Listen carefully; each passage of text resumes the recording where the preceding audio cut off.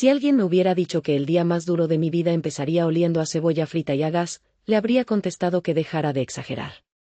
Para entonces yo ya había pasado por un divorcio humillante, por mudarme de un departamento cómodo a un cuartito húmedo sobre mi propio local, y por ver a mis 2 hijos irse a otra ciudad con su padre porque allá tenían más oportunidades. Creía, de verdad, que ya había tocado fondo. No sabía que al fondo todavía le quedaba un sótano.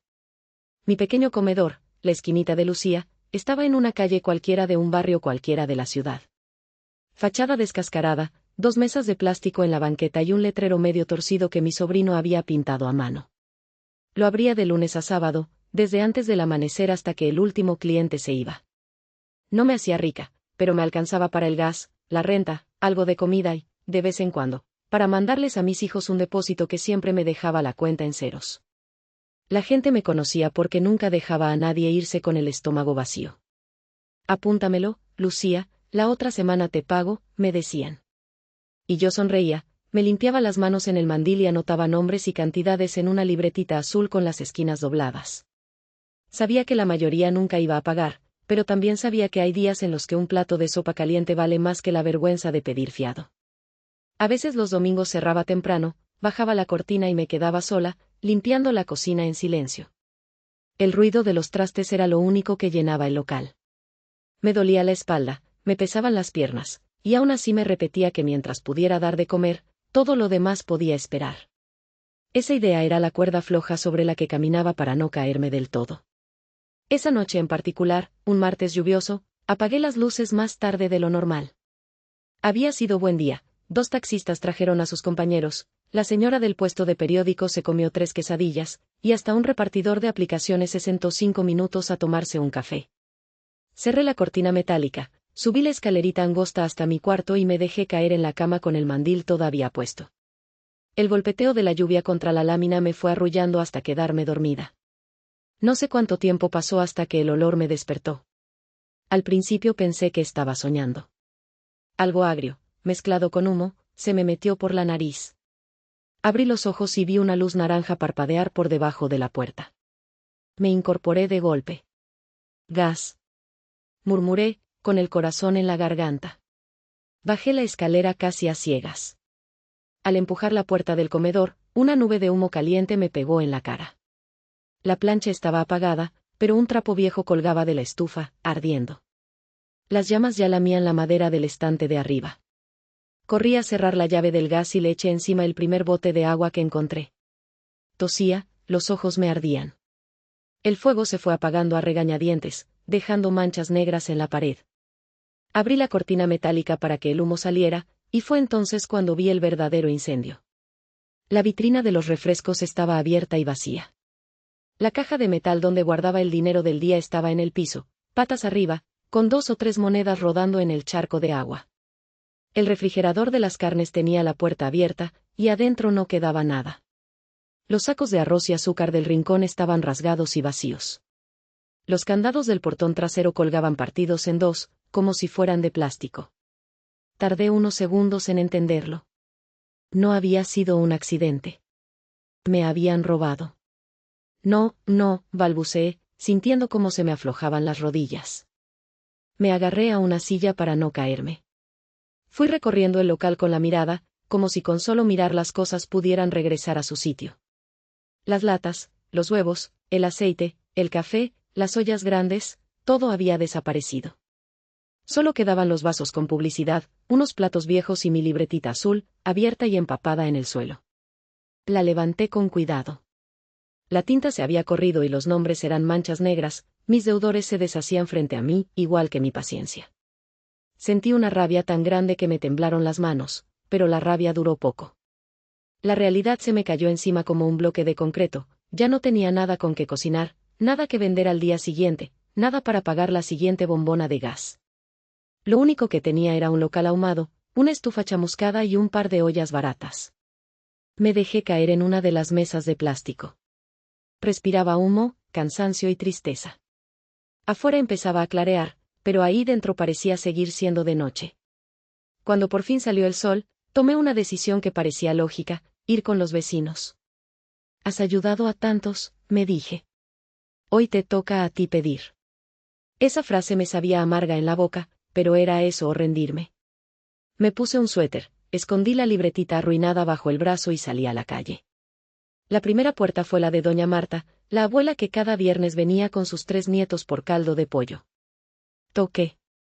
Dentro se oyeron pasos, luego silencio. La cortina de la ventana se movió apenas. Soy yo, doña Marta. Lucía, dije, intentando que la voz no se me rompiera. Me robaron el comedor. Quería ver si tenía, no sé, un poco de arroz o algo que me pueda prestar. La puerta no se abrió. En cambio, su voz llegó apagada, atravesando la madera.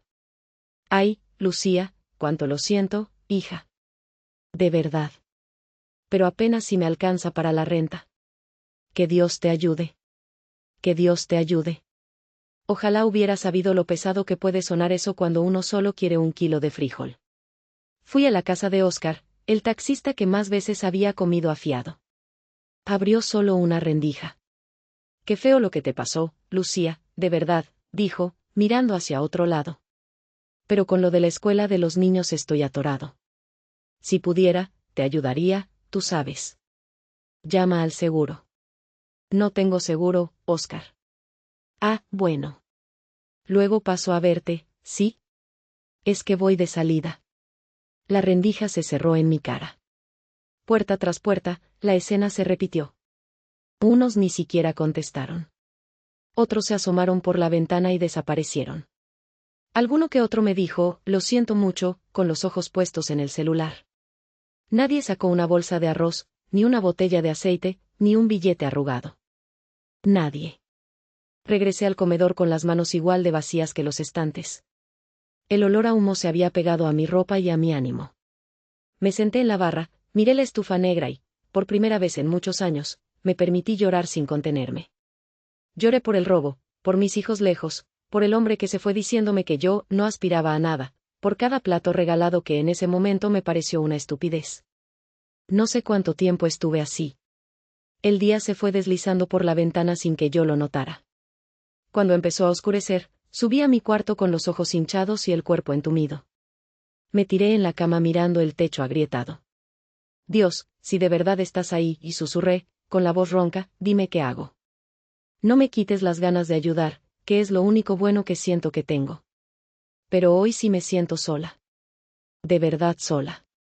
El día siguiente amaneció raro, como si la ciudad estuviera lejos y yo viviera en otra parte. No puse la radio.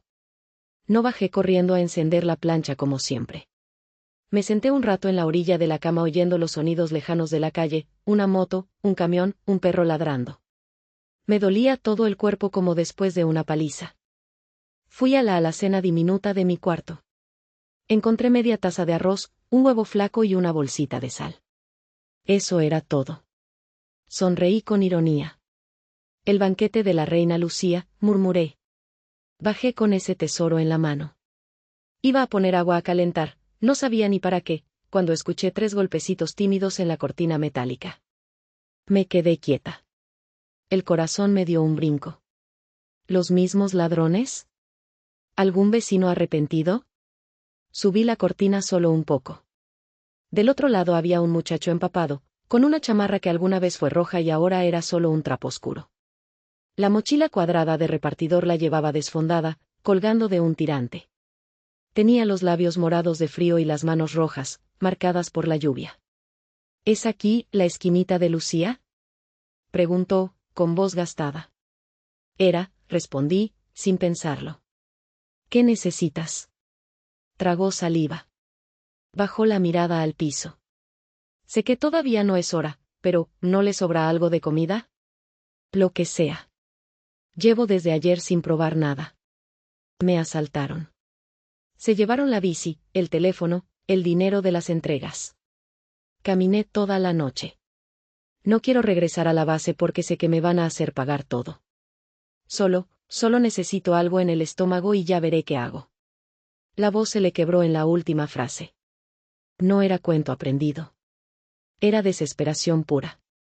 Por un momento pensé en decirle la verdad, que no tenía ni que comer yo. Que lo único que me quedaba en la vida real era esa media taza de arroz, ese huevo y un puñado de sal. Podía repetirle lo que me habían dicho a mí, que Dios te ayude. Podía bajar la cortina y seguir encerrada en mi desgracia. Hubiera sido lo más lógico. Pero lo miré bien. Las ojeras marcadas, los dedos rígidos, la mochila vacía. Y, como si se me abriera una ventana en la memoria, me vi a mí misma algunos años atrás, con 2 niños de la mano, golpeando puertas en busca de trabajo, tragándome el orgullo. Se me hizo un nudo en la garganta. Pasa, le dije, levantando del todo la cortina. No tengo mucho, pero algo armamos. Parpadeó, desconfiado. ¿De verdad? ¿De verdad? Entra antes de que cambie de opinión. Cruzó la entrada despacio, mirando el local devastado, los anaqueles vacíos, las manchas de humo, la caja en el piso. Se sentó en una de las sillas chamuscadas como si le diera miedo romperla. Puse una ollita en la estufa, eché el poquito de arroz y bastante agua para que rindiera. Mientras servía, freí el huevo y lo piqué en pedacitos, tratando de repartirlo mentalmente. El vapor empezó a llenar la cocina, y por unos minutos el olor a humo se mezcló con el aroma humilde del arroz y el huevo. Serví la sopa en 2 tazones despostillados, repartiendo los pedacitos de huevo como si fueran oro. No es gran cosa, dije, pero calienta. El muchacho miró el plato como si le hubiera puesto un banquete. Tenía los ojos vidriosos. Se lo juro que es lo más bonito que he visto en días, susurró. Comimos en silencio las primeras cucharadas. Luego él empezó a hablar, casi sin darse cuenta. Se llamaba Diego, tenía 22 años. Su mamá vivía en otro estado, enferma del corazón, y él había venido a la ciudad a trabajar y mandarle dinero. Llevaba apenas 3 meses como repartidor cuando, la noche anterior, un tipo le puso un cuchillo en el cuello y le quitó la bici, el teléfono y el efectivo. Lo dejaron tirado en un charco. Caminó hasta mi colonia porque le habían dicho que aquí había fondas donde a veces daban algo a los repartidores que andaban mal. No sabía que a usted también la habían asaltado, murmuró, mirando alrededor. Y aún así me compartió. Me encogí de hombros. Mira, Diego. Si yo empiezo a cerrar la puerta solo porque a mí también me fue mal, ¿qué nos queda? Bastante nos cierran otras puertas como para que nos cerremos entre nosotros. Él levantó la vista. Había algo distinto en sus ojos, una mezcla de cansancio y respeto raro. No sé cómo voy a pagarle esto, dijo.